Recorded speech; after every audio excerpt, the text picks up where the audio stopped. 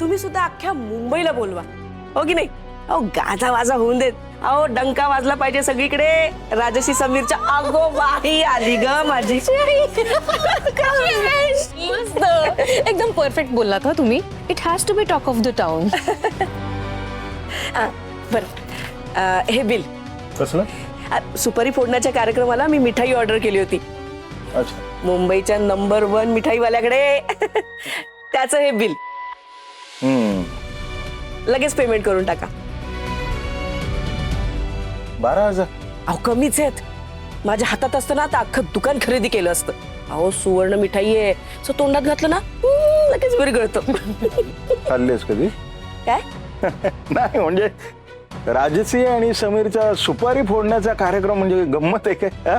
अगदी थाटात व्हायला हवा. ऑफकोर्स पप्पा. पप्पा मला पार्लरला जायचंय. गिव्ह मी सम मनी नाव. अरे पार्लरला जातेस? पुढच्या वेळेस मी पण येईन ना. शुअर. आपण फेशियल करूया. Yes. Okay bye bye bye bye.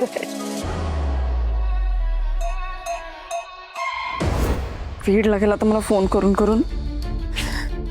हे बघा, ऑपरेशनची सगळी तयारी झाली आहे. थोड्याच वेळात आपण पेशंटला आतमध्ये घेऊ.